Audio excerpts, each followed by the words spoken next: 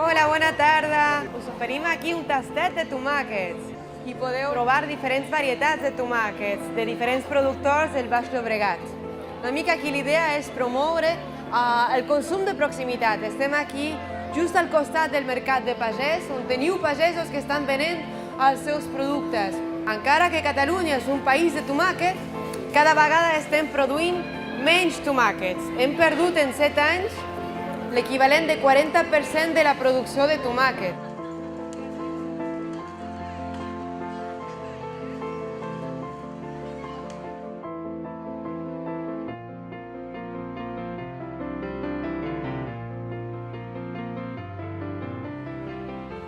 Una part important de la problemàtica de la pagesia és la renda. No surten els números. La relació entre costos de producció i preu de venda final del producte estan desfasats. M'agrada recordar el tipus d'agricultura que hi havia als anys 50. Les multinacionals no havien aterrat encara a casa nostra. L'agricultura era el que ara en diem ecològica, però aquesta expressió no es feia servir. El vostre avi i besavi, per exemple, no se'ls acudia explicar aquella agricultura en termes ecològics, simplement és que l'agricultura química no havia arribat. Després va venir els hivernacles i el millorar les carreteres, productes de Múrcia, Andalusia, etc. I ara, evidentment, tot això s'ha incrementat amb la globalització, és a dir, amb la globalització més distància.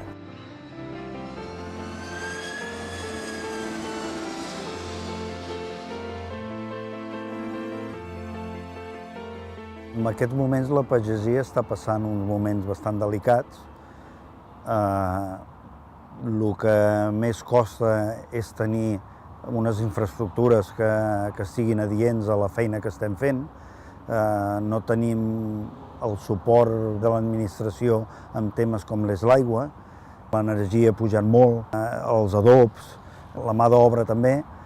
I tot això, quan un producte el portes al mercat amb aquests costos afegits, doncs ha de tenir un preu determinat i llavors el mercat, que és el central, que és el que nosaltres subministrem el producte, doncs està molt col·lapsat amb gènere d'altres llocs.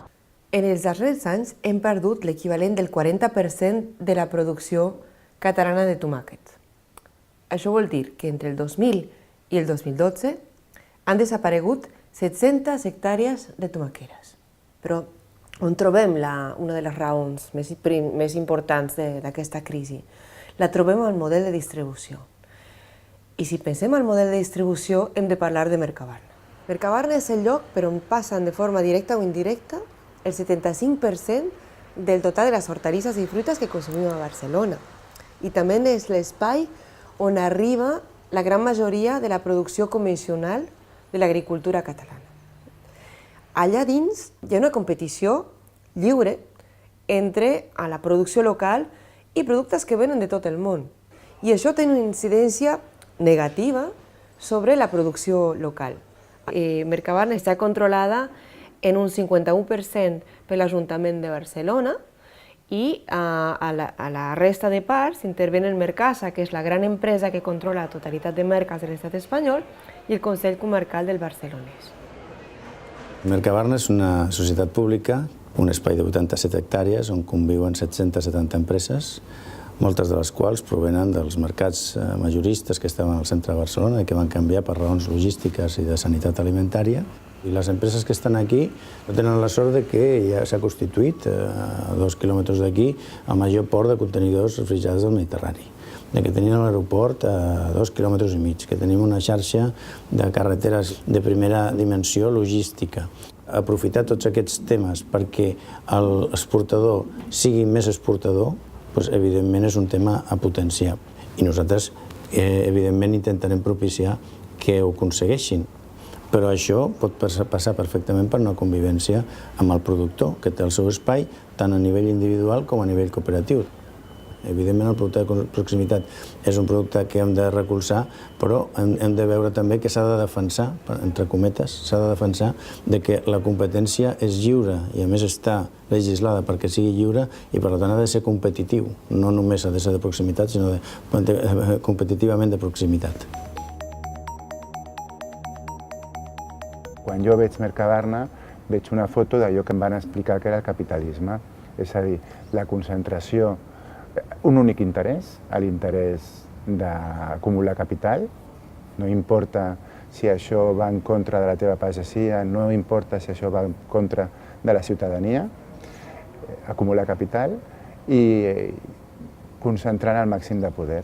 Fa 15 anys, la província de Barcelona proveïa el 24% de les hortalisses i fruites que circulaven a Mercabarna.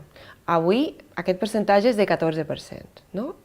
Llavors, cada vegada s'introdueix o es comercialitza a Mercabarna menys producte local i cada vegada és més producte d'altres països. Cal dir també que el 27% dels productes que es comercialitzen a Mercabarna són per l'exportació. I hi ha una voluntat d'exportar cada vegada més, perquè Mercabarna el que vol és ser el hub del Mediterrani. Quan feia convencional anava a Mercabarna a través dels assentadors que anaven per comissió. Aquest mercat és un mercat que és un engranatge i tu ets una peça més d'aquest engranatge i no tens poder de decisió. I llavors estàs limitat, no?, amb el producte que pots conrear i com pots fer-ho i el preu que et pagaran finalment del teu producte. No? Perquè Mercabarna va venir del Born i fins i tot van respectar les marquesines, que era on el pagès pot anar a vendre i tens una ratlla al terra i pagant molts pocs diners pots portar els teus productes i vendre'ls. No? Quants pagesos van a les marquesines i quant diners es genera en aquelles marquesines. No té ni una protecció de parets a l'hivern quan fa fred ni a l'estiu quan fa calor. Per tant, si això es considera ajudar al pagès, ja podem plegar. Mercabarna no té un objectiu amb aquesta doble finalitat, a proveir de bons aliments a la teva ciutadania, a la vegada que converteixes aquest comerç en un mitjà de vida per una pagesia que al costat de les ciutats és la responsable de tenir cura del territori, de tenir cura de la natura, de la cultura que hi ha al voltant de l'alimentació, etc. No? Mercabarna és que és molt gran. Tu amb el pagès li diràs fes això, però dius, bueno, i en sortirà a compte o no en sortirà a compte? No ho saps. És la llei de l'oferta i la demanda. Tens que baixar preus per vendre.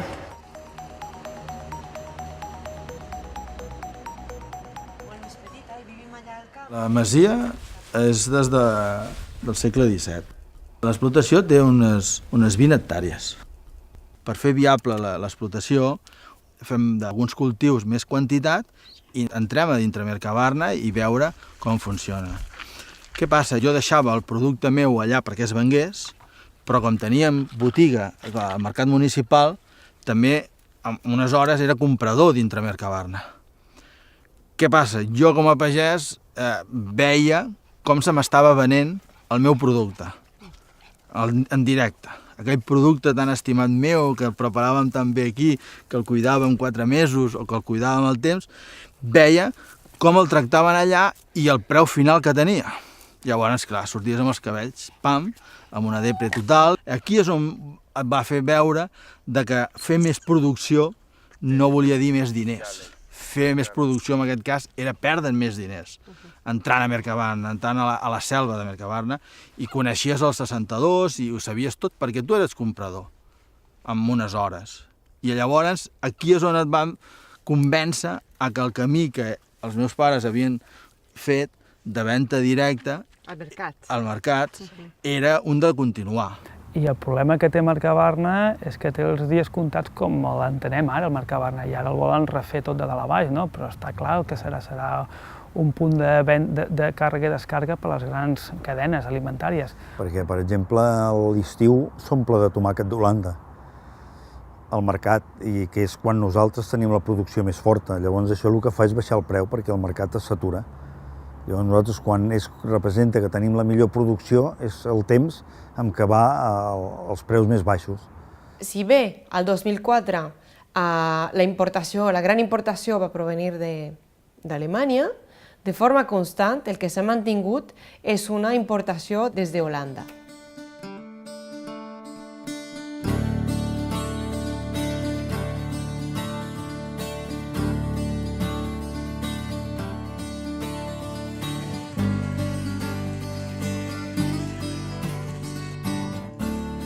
Tomato cultivation in the Netherlands is big business. We have a lot of tomato production here in greenhouses. We have a production share in whole Europe of 30%. I think Dutch tomato cultivation is doing not so bad for water use. They're recycling a lot of their waters, and they're doing quite well on pesticide use. They don't use pesticide, but they use biological control. But on energy use, it's really problematic. They lose a very lot of energy, mainly natural gas, and they produce heat and electricity.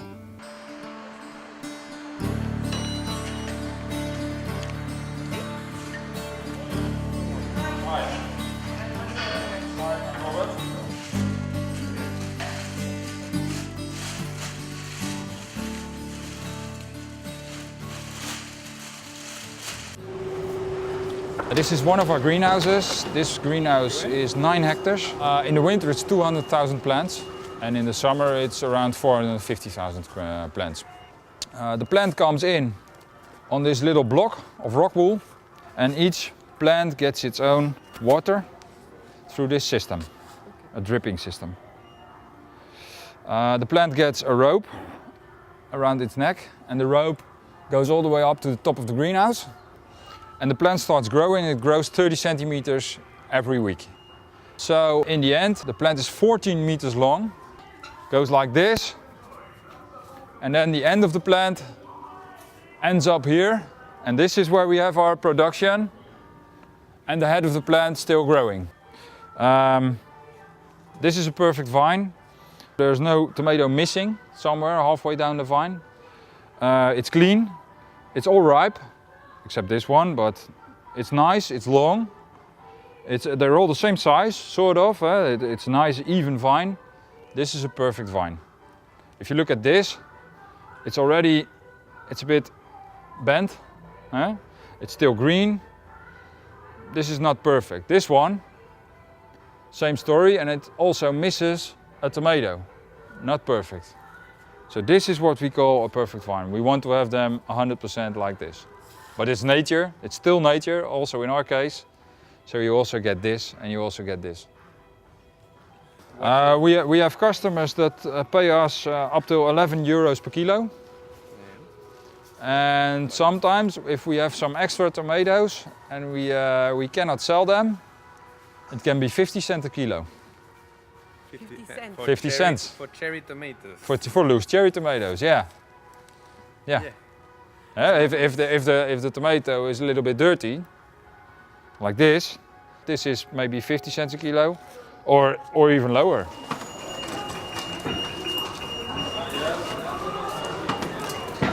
This is not Dutch. No. It's not written in Dutch. No, that's right. That's Polish. Polish. The people, our workers, are mainly from Poland. No, some of them are here for only a few months. Okay.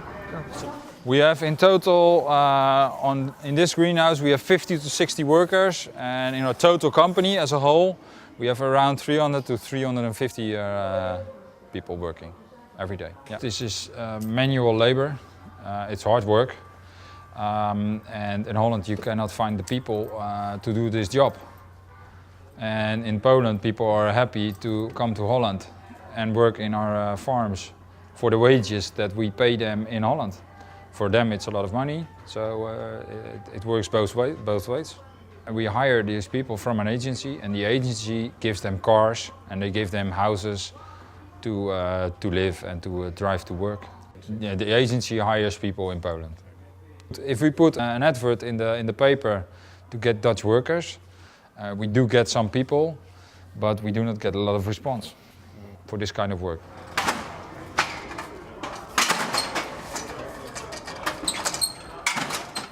We have a big gas engine, 6,000 horsepower.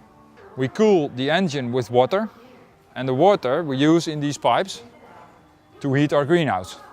So we put a generator next to the engine and we make electricity.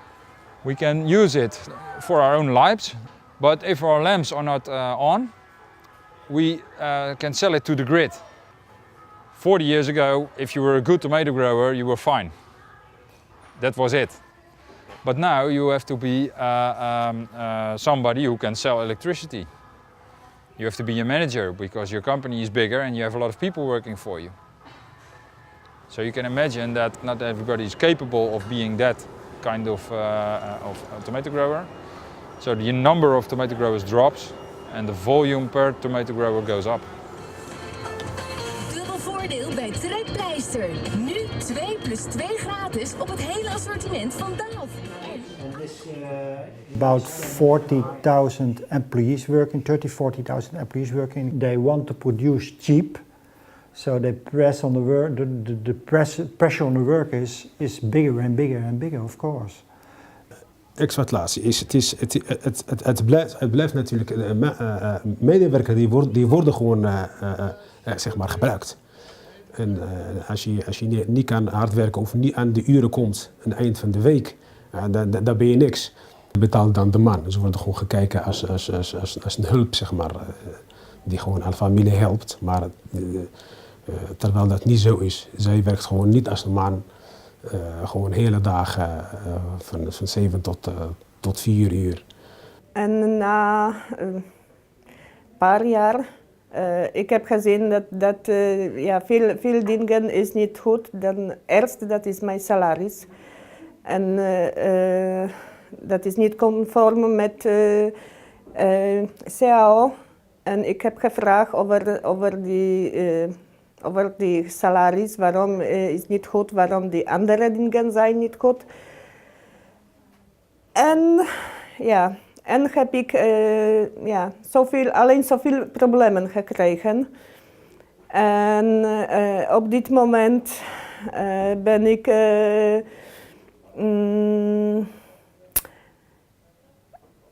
bezig met die kuur bij psycholoog en psychiater, want ja, dat gedaan mijn werkgever tegen mij. If you are 23, you have to earn about €11, 12.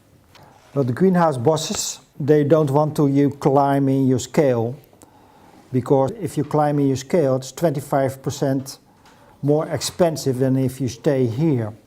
So what they do, they mainly hire you for the most 3 years, and then they fire you, and they start again with a new employee. Op dit moment mijn bruttoloon is na 8 jaar mijn bruttoloon is ja, €9,08. Vooral in de zomertijd, als het echt warm is, dan zit je gewoon de hele dag boven op de dek. De zon tegen je aan. Er zijn tuinders die gewoon voor water zorgen. Er zijn tuinders die zorgen niet voor het water, enzovoort. En dat gaat natuurlijk ten koste van de uren van de vaste medewerker. Dus in plaats dat hij gewoon overuren draait in de zomertijd of in de wintertijd, komt een scholier die voor €5 per uur bijvoorbeeld werkt.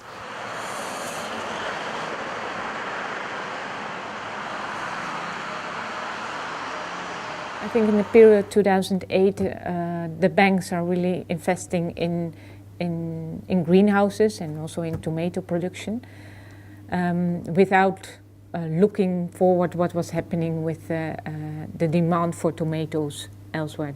They thought it was selling, and they were only busy with their own business plan. The companies are losing a lot of money the last 5 years. And about 60% of the greenhouses are making a loss. The bank is getting a bigger and bigger and bigger problem, because they need more money and more money, and the bank is giving it, because the bank is not capable to sell the companies. The companies are on this day 20% of the worth they were about 6 or 7 years ago. So if the bank sells the companies, the bank lost a lot of money. So they keep the companies alive and they urge to get bigger and bigger and bigger. And there is a lot more tomatoes. There's really an overproduction in the sector. When you lend money, you get the opportunity to cultivate and build your new greenhouse. But now they are linked and caught by the bank. So now they have to pay back, but they are really in a problematic situation and there's no way out. Just produce more to pay the banks. Hay que destacar el papel de los bancos que han alimentado una burbuja hiperproductivista y especulativa sobre el precio del suelo en Holanda, el suelo de invernadero, que llegó a triplicar el precio pasando de 300.000 euros a 1 millón de euros en unos 10 años, hasta que explotó esta burbuja especulativa sobre la construcción de invernaderos en Holanda. It's a system. You can, in this kind of system, you can not choose your own course. You are in the system, you're locked up in the system.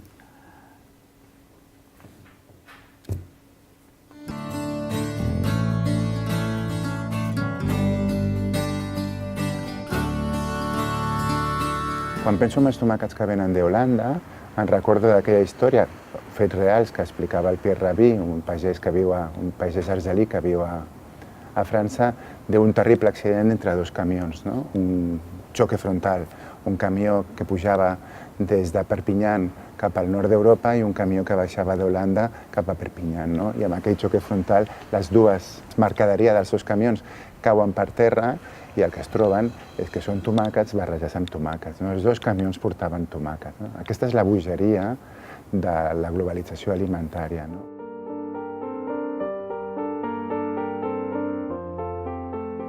Perquè es venen productes de països rics que estan produint amb costos, se suposa que més cars que nosaltres, suposo que subvencionats, i també arriben productes de països pobres on estan produint amb mà d'obra quasi a euro a l'hora. Llavors, políticament, aquí se pot fer alguna cosa? Aquestes importacions venen de països que formen part de la Unió Europea.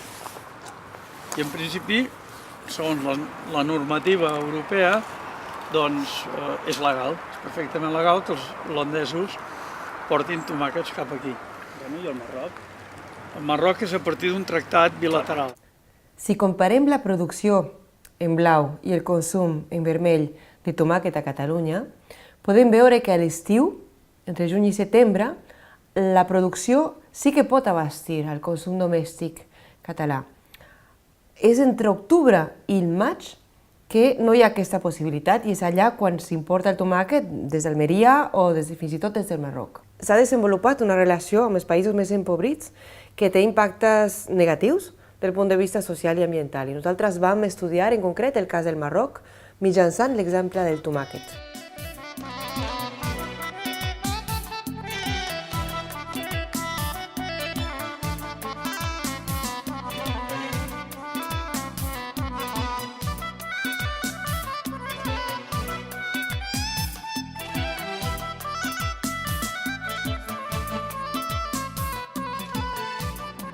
Le Maroc a adhéré au début des années 90 à l'Organisation mondiale du commerce.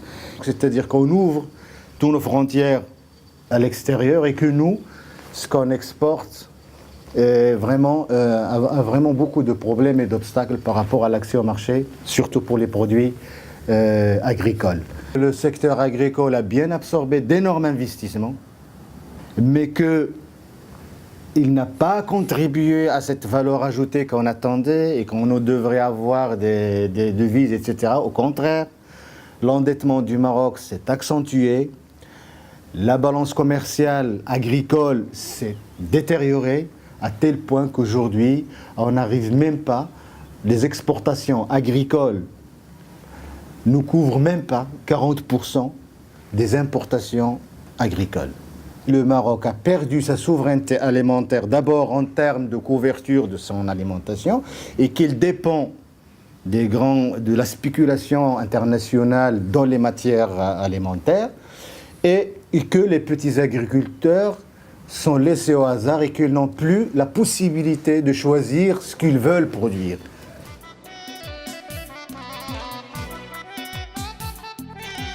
Tomates cerises. Et tomates cocktail, c'est ça.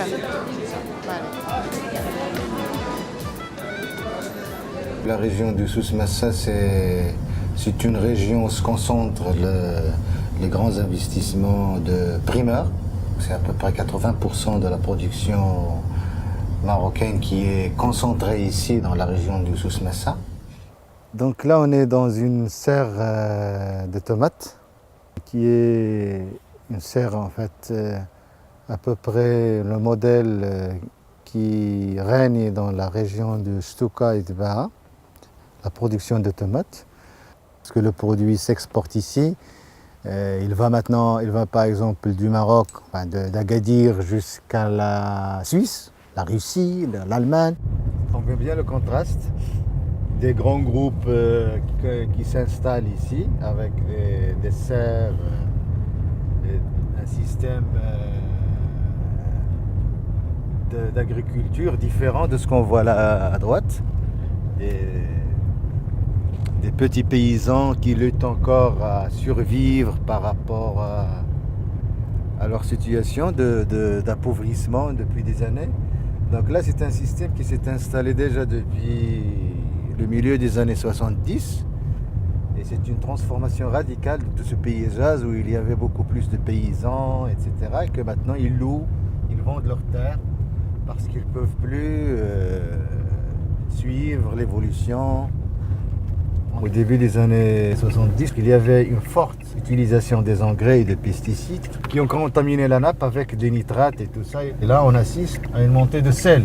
Avec les années de sécheresse qui s'alternent ici, on a une forte pression sur les nappes phréatiques. On a eu des conflits, de grands conflits avec des entreprises aussi bien marocaines qu'étrangères. C'est un point qui nous fait mal parce que on considère que des gens qui sont venus des pays un peu développés, donc ça suppose qu'ils respectent la dignité humaine, qu'ils respectent le droit de travail, qu'ils sont là pour faire leur production, leurs bénéfices, mais aussi pour produire la richesse et les ouvriers agricoles. Même ceux qui arrivent ici, ce ne sont pas des agriculteurs, c'est des industriels et des spéculateurs qui arrivent et qui investissent dans le secteur agricole sans aucun cahier de charge. Normalement, il devrait avoir un cahier de charge, point de vue pour respect de l'environnement, le respect de la nappe phréatique, le respect des sols, le respect des droits des ouvriers et tout ça. Déjà, on souffre d'un déficit hydrique important et on nous laissait la nappe asséchée, les sols usés, du plastique et du déchet partout qu'on ne pouvait pas recycler, donc on a un problème de déchets dans la région qui sont vraiment alarmants. Et donc, on va nous laisser une population pauvre. Et toute une infrastructure détruite, même pas des routes, même pas des hôpitaux, même pas des écoles, même rien. Donc là, on voit bien que c'est un modèle destructeur en fait. Donc dernièrement, nous avons un conflit avec Fruca, le groupe Fruca espagnol, qui a une entreprise qui s'appelle Dona Export, qui produit du poivron. Ils ont fait beaucoup de manœuvres pour affaiblir le syndicat et pour licencier donc tous les syndicalistes. Actuellement, on vit un conflit grandiose avec Soprofel. Près de 3000 ouvriers et ouvrières ont perdu leur emploi pendant 3 mois dans une entreprise qui produisait et qui était rentable. Et ce conflit est dû aux différends entre deux associés, un Français et un Marocain. Et le patron français qui est le plus négatif vis-à-vis de son comportement avec le syndicat. Il vient, il prend la terre, il investit tout ça, il ne paye pas d'impôts. On ouvre la porte à ces investisseurs pour venir piller, comme ça, les richesses et qu'ils les exportent et que nous sommes contrepartie.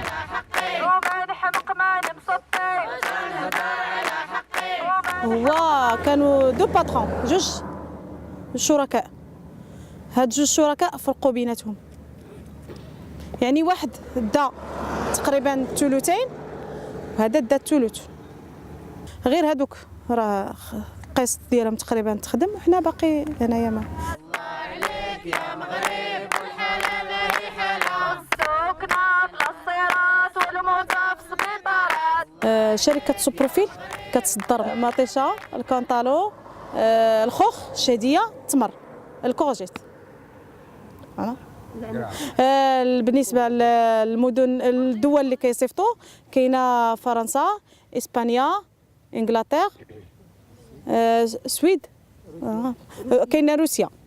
خات عيام الطفي غتشعل غتشعل خات عيام الطفي غتشعل غتشعل وهي نار العمال وهي نار العمال ونار قوية غتشعل ونار قوية غتشعل ويا عمال يد في اليد وحدتنا لازم تصمد ويا عمال يد في اليد وحدتنا لازم تصمد ويا عمال يد في اليد وحدتنا لازم تصمد ويا عمال يد في اليد وحدتنا لازم تصمد. المعركة ديالنا هنا في سوبروفيل دامت 9 موا 9 شهور هنايا.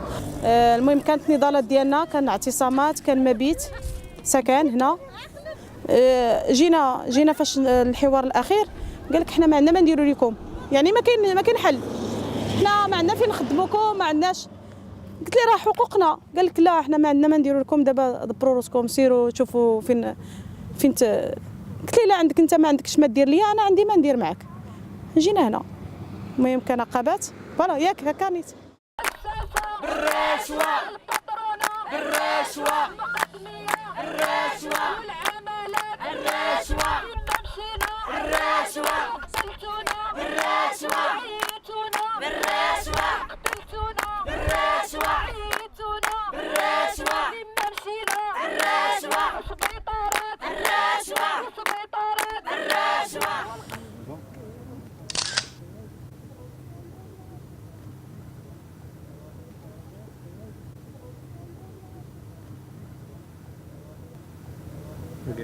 شكرا.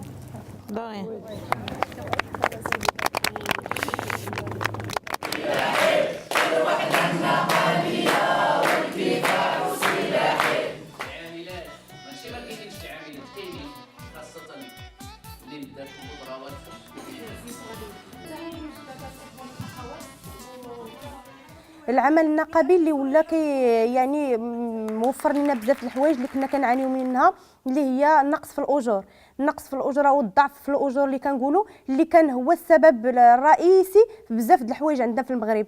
On a donc sensibilisé tous les intervenants de la gravité de transporter les gens par des camions et par des tracteurs. C'est une chose indigne. Donc c'est 2 heures à 3 heures de trajet par jour et c'est dangereux. Ils se renversent souvent.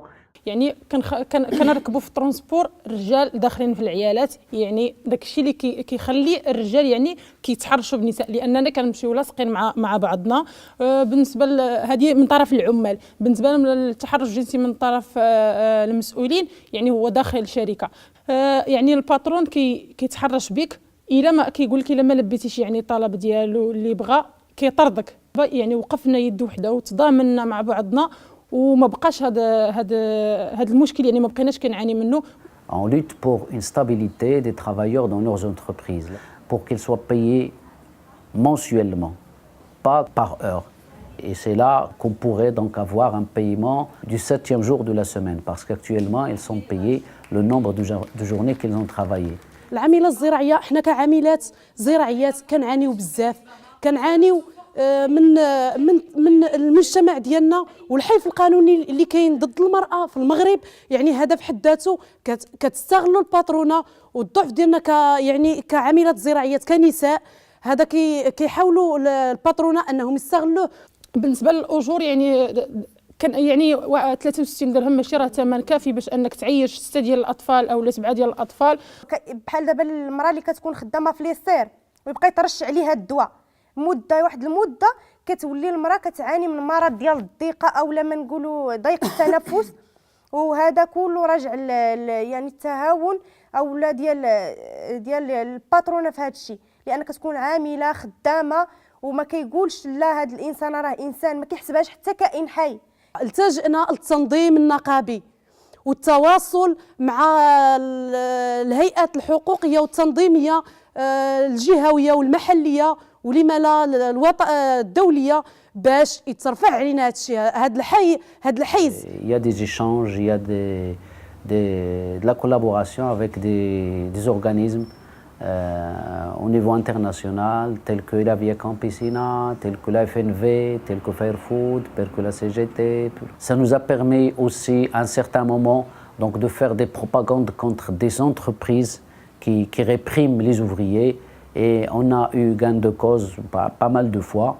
Qui est responsable de tout ça, c'est pas les petits producteurs, c'est pas les ouvriers, c'est les grands patrons. Donc là, il faut faire la distinction justement pour essayer de développer. Et ce modèle-là, il est prôné par exemple au niveau européen par l'Union européenne. Et l'Union européenne fait des accords de libre-échange avec le Maroc.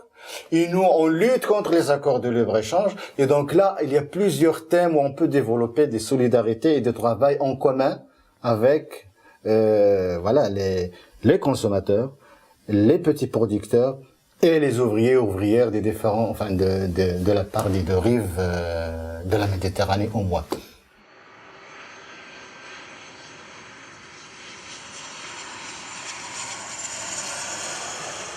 La venda ens la controlen gent que no en vol saber res de la nostra problemàtica. Ell vol un producte i si no te l'aconsegueixen el teu, el busquen al món mundial i ja està, i el seu marge ja corre. La producció, la clau és la venda. La compensació del teu treball és la venda. Qui domina la venda, domina tot. Si no controla la venda, no cal que faci de pagès. Perquè si ha d'anar a Mercabarna o a qualsevol distribuïdor, no en tenen mai prou. Ells també tenen dificultats per vendre, tenen tot el que vulguis, però estrenyen el marge per nosaltres. Si ells perden marge per la part de dalt, no redueixen el seu marge, sinó redueixen el marge teu. Si no aconsegueixes, que és el que estem fent nosaltres, no? Aconseguir fer la venda directa i arribar directament al consumidor. I llavors aquest preu afegit que queda diluït per la comercialització queda a casa, no? I llavors el consumidor pot pagar un preu just per al producte que tu estàs fent i tu pots cobrar un preu just i digne per continuar fent de pagès. S'aguanta molt. La PACA és l'acord que ha pres un grup de productors i un grup de consumidors. Hi ha dos productors, que són els dos productors de la PACA, que és un de Molins de Rei i nosaltres de Castellbisbal. Des del principi es pensava en la bona qualitat del producte, que és molt més sa, però no només això, sinó també que tot el procés sigui respectable tant a nivell del medi ambient com a nivell social, dels sous dels treballadors que puguin estar implicats en aquest procés. No dius què planto, com planto, no, ja vas molt més fixat. Tu tens 120 famílies que t'expliquen que menjaran això, menjaran allò, que ens agradaria menjar això i que es comprometen. Estem dintre un acord, que ens comprometem a, com vagi el camp, al ritme que vagi, tu ens ho vas pujant, ens ho vas collint, ens ho vas cuidant i ho vas posant a les cistelles. Per això són tan importants les assemblees, perquè en allà coneixes tot l'esforç que fa el pagès per produir aquell producte de tanta qualitat i que tu et ve tan fàcilment a la teva cistella amb les varietats diferents de tomàquet que em porten, que si de Montserrat, que si de cor de bou, que si de mil maneres. Un producte ecològic però no és de luxe. Vull dir, la qualitat potser sí que ho és, però el preu no.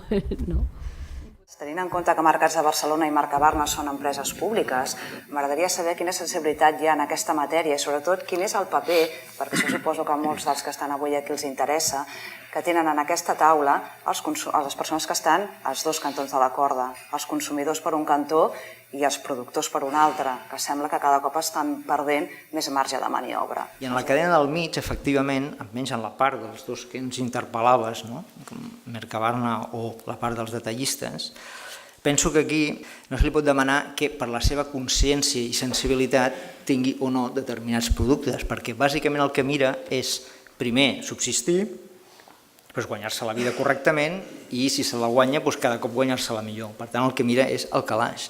I és absolutament igual que el tomàquet que ven sigui de Sud-amèrica o de 20 quilòmetres al costat. Si fa més negoci amb un tomàquet de Sud-amèrica, el vendrà sense cap problema. Per tant, no podem caure en el voluntarisme o la sensibilitat d'aquestes persones, sinó que ha de ser el marc normatiu i la legislació que afavoreixi que aquella persona pugui fer igual de negoci amb productes d'aquí que no amb altres de fora. Jo des que estic a Mercabarna fa 26 anys sempre he sentit els mateixos càntics. L'administració no ajuda, això, però si volem competir amb tot el que ens ve de fora, hem de ser competitius i hem de treballar igual que ells. No ens hem de mirar els que ho fan malament, mirem els que ho fan bé. A Catalunya s'està produint molt i molt bé, el que passa que tenim una globalització que ens ha portat allà on som ara. Vull dir, és fruit d'unes males polítiques agràries que han tingut el nostre país, més ben dit, al nostre país no hi ha hagut polítiques agràries. Des del començament de la democràcia fins ara no hi ha hagut ningú que s'hagi preocupat per la sobirania alimentària del nostre país i això és molt preocupant.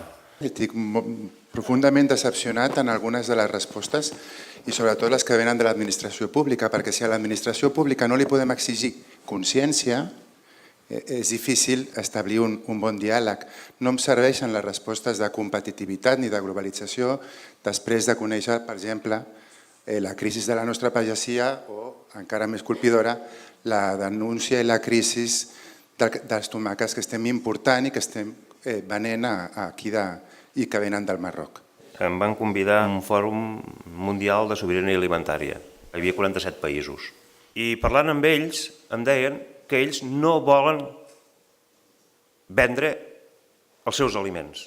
Clar, jo vaig quedar astorat perquè a mi sempre m'havien vengut que anar a comprar el tercer món per alimentar el primer món perquè així aquella gent podien viure. Mentida. Aquella gent em deien, si veniu a comprar el menjar a nosaltres no tenim prou menjar per alimentar la nostra població. I el que fan les grans empreses és el gran negoci padre. Compren barato i venen car al primer món. Tenemos a países que están quebrando, aquí y en el sur. Yo no tengo por qué, como ciudadana, pedirle a un paradista que compre tal tipo de mercado, no. Pero una entidad pública, como lo es Mercabarna, yo sí le puedo pedir. Le puedo pedir que sea responsable con la alimentación de su población. Le puedo pedir que sea responsable con la payesia que hay alrededor. Hay agricultores que los conozco y son muy buenos profesionales. Y yo creo que llevando el género a Mercabarna se gana la vida, porque claro, también hay que ver la tipología del agricultor. Hay agricultores mejores que otros, hay agricultores especialistas que saben, tienen la chispa de buscar el producto adecuado que requiere el consumidor. Entonces, a estos no les asusta ir a Mercabarna. Al que le asusta es el que, bueno, porque por razones de edad, o por otras razones, pues bueno, cultiva por cultivar algo, pero no pone ningún valor añadido a todo esto. Y entonces, claro, este agricultor dice, es que en Mercabarna no se puede llevar nada.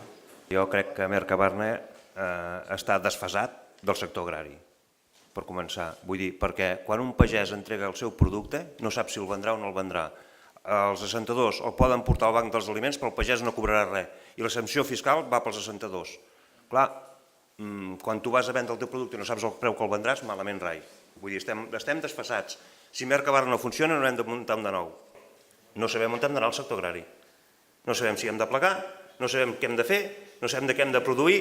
Si no fem un pla a 30 anys i que en línia recta i hem d'anar allà, hem de produir això, hem de produir això, hem de produir això per mantenir la nostra població, estem morts.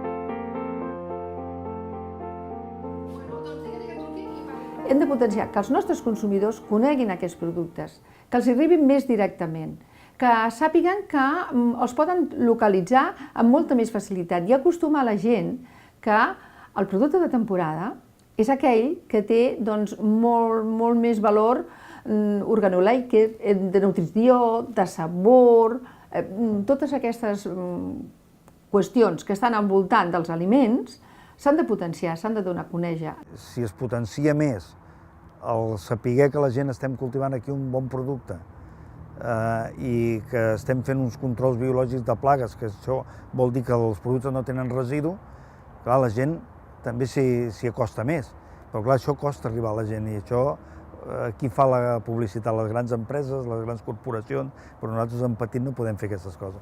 Aleshores sempre ens acabaran preguntant, bé, si no tenim un Mercabarna que porti menjar d'arreu del món, no podrem abastir una ciutat com Barcelona. En aquests moments això és així, però estem parlant de transicions, estem parlant d'una transició cap a la sobirania alimentària. Ens hem de plantejar l'alimentació amb la idea dels cercles. Tot allò que tinguem a 1 quilòmetre no hem d'anar a buscar-ho amb 10, i allò que no tinguem amb 10 doncs haurem d'anar a buscar el 20. I això no vol dir, tampoc, perquè tampoc hem de ser fundamentalistes, per dir-ho manera, que no puguem menjar pinya. Evidentment, també hem de poder menjar algunes coses, allò, però que no sigui l'acostum. L'acostum és plantejar-nos què tenim al proper.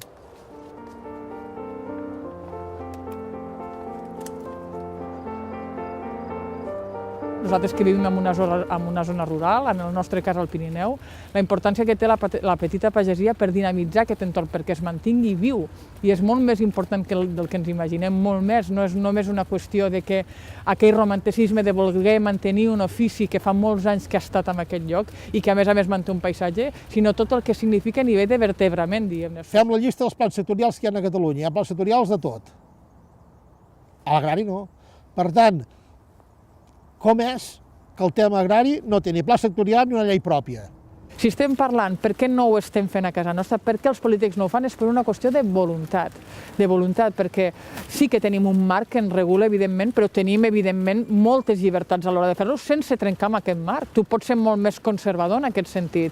Igualment, encara que tingui un mercat obert, jo puc fomentar una política de comerç de proximitat i de producte local, i no estic contradint res de tot això. Al contrari, estic afavorint a la gent que és d'aquí, que vol viure aquí, o la gent que no és d'aquí, vol viure aquí i vol treballar aquí.